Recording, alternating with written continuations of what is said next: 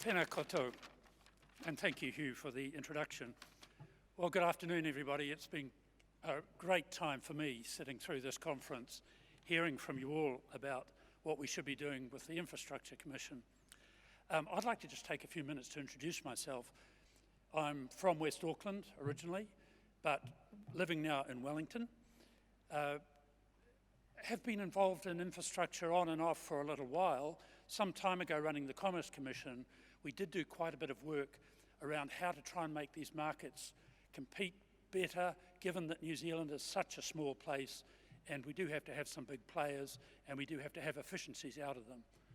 A bit after that, in Treasury, doing quite a lot of work building up our capital structure, actually getting to the stage where we know what the assets and the infrastructure that the government owns constitute, and being at least in a position to understand whether or not we're building it up or not. And we can be quite proud about that. We led the world on some of that. And then at the Reserve Bank, I haven't heard much talk about financial infrastructure, but actually Australia and New Zealand leads the world on electronic payment systems and some other aspects of financial structure. And if ever that goes wrong, you'll know about it for sure. But I've actually been away for the last 6 years living in Singapore, running the APEC organisation. And the APEC organisation, the biggest regional trade and investment organisation of its sort in the world, all the Pacific Rim, does spend quite a lot of time trying to get best practice on infrastructure, best practice on other connectivity parts, and learning from North America, Latin America, China, East Asia, Southeast Asia. So we've seen firsthand that huge building industry going on in China, where in a couple of years they used more concrete than United States actually used in the whole of the 20th century. And living in Singapore, which we all know has got that completely joined up, strategic, focused approach to infrastructure, even though it's a city as opposed to just a state, and quite a lot that we can learn from all of that.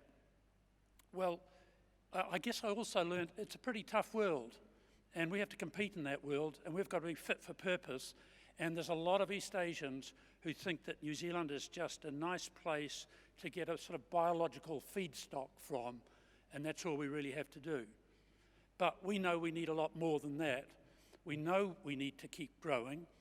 We do have a reasonable economic record, I would say sometimes better than a few of the presenters have said today. It looks to me, coming back from that region, to be a pretty nice place for a lot of people to live here. But we need to do it better, and we know that does come down to productivity, and we know that does come down to infrastructure, and that's why I'm personally delighted to be part of all of this. I want to just pay my respects to those people and organisations who have gone before in all of this, and particularly to mention the National Industry Advisory Board. And I'd like to say thank you to John Ray, if he's still here, for the work that he's done in leading all of that.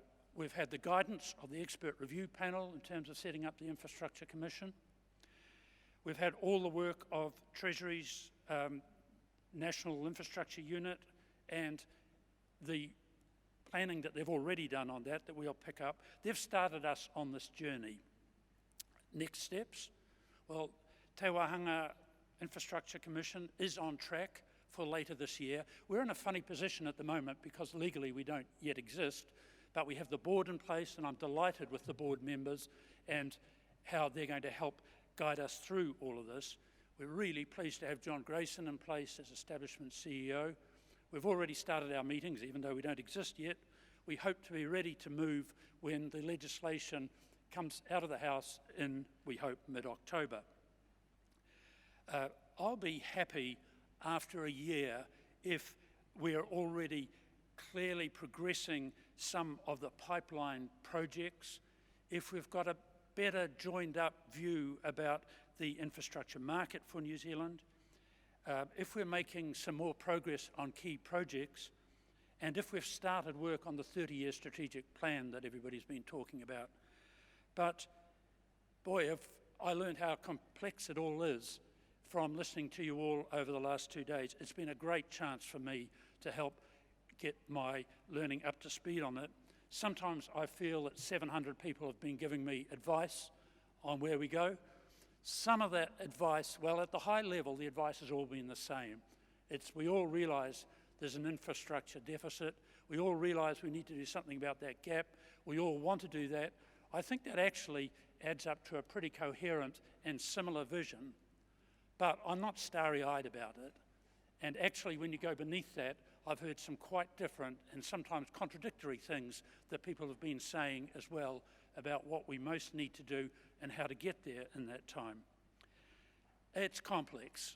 I guess you knew all that, but I'm certainly learning that. In the meantime, when I cast my mind back 7 years ago to taking off from Wellington Airport, heading for Asia,